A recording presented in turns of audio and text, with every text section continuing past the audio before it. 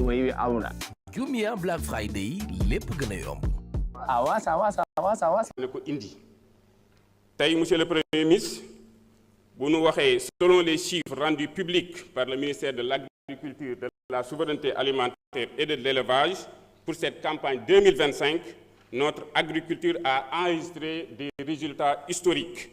La production nationale d'arachide dépasse 960 000 tonnes, tandis que la production rizicole a atteint 998 000 tonnes.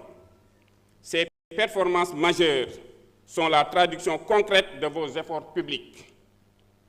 de la stratégie de souveraineté alimentaire et de l'engagement de votre gouvernement en faveur des producteurs.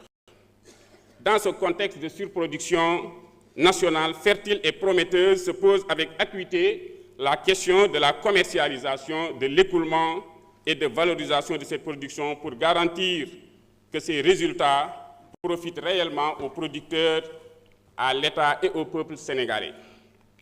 Monsieur le Premier ministre, je vais vous poser 3 questions. Premièrement, quelles mesures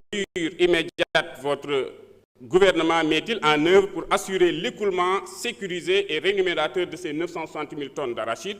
et de ces près de 998 000 tonnes de riz? Parce que, tout simplement,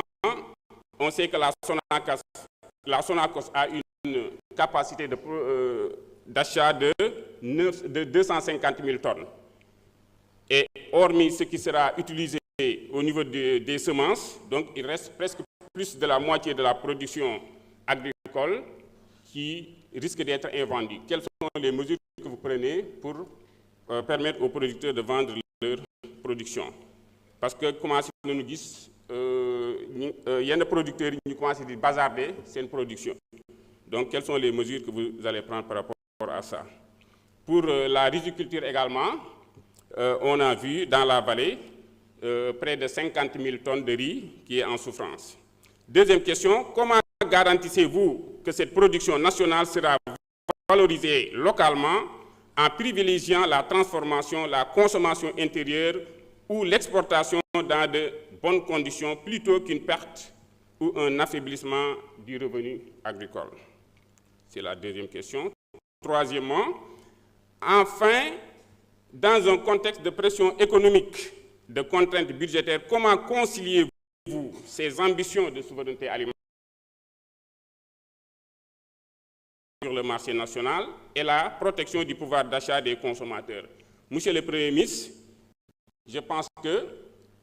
dans notre souveraineté alimentaire, il y a la surproduction agricole. Bataille c'est problème commercial. Monsieur le Premier ministre, la jeunesse sénégalaise reste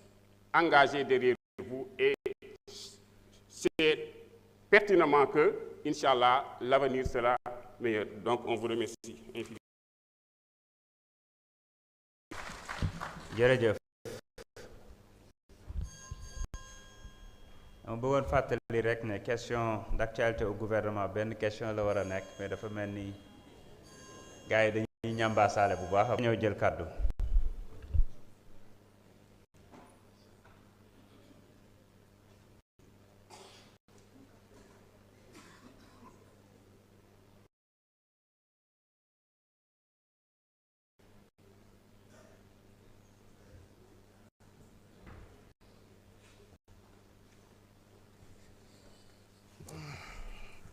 Premier ministre Ousmane Sonko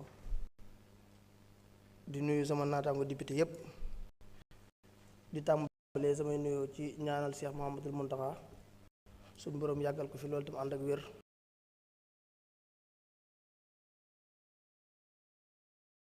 di félicité sa membre gouvernement bi yépp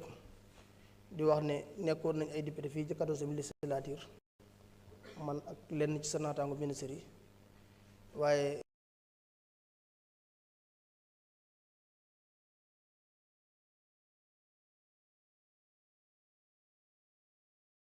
règlement intérieur assemblée nationale ni nga ko respecté benn njiitu jori nekk naa fi 2 ans musuma gis njiitu jori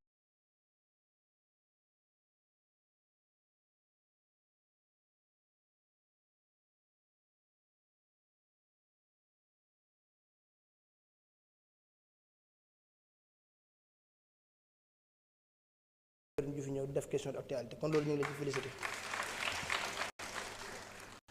am na benn député bu taxaw fii nag ma koy ñëw rek di la laaj lenn ci jafe-jafe yi nga xamante ni inondation bi jur na ko ren du ma ne Touba rek mais ci Sénégal yépp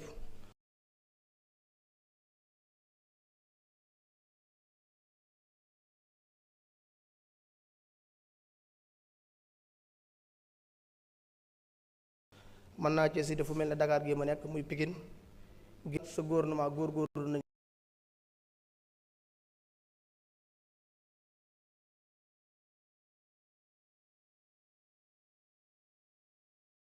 lool rawatina ministre bi nga xam ne moom leen ci wàllu inondation yi muy Cheikh Tidiane Dièye waaye jafe-jafe yi ma ngay woy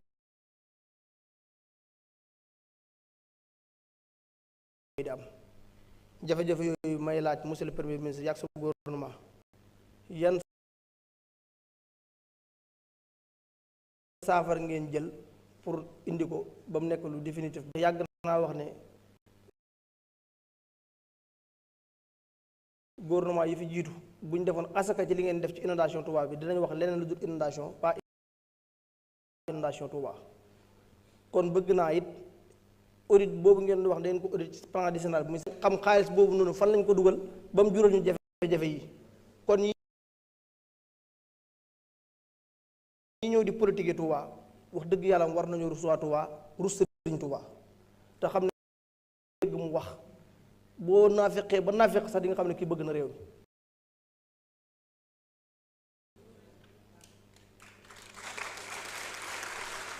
bëgg réew mi li mu ko jural ñëpp xam ko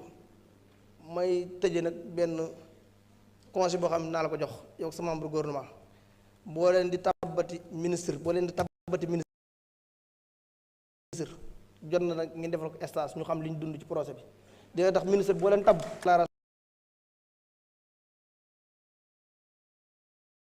yoo xam ne day gàcceel Sénégal yi mais day gàcceel patriote yi xam ne ñàkk nañ seen bakkan ci combat bi wasalaamaaleykum wa rahmatullah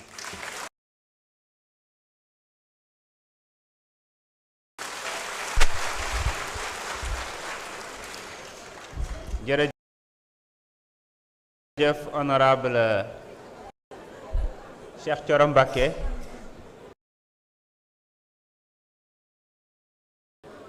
ñu ngi woo njiitu jawriñ yi Ousmane Sonko mu jël kàddu indi ay tontu ak Maître Bamba Cissé monsieur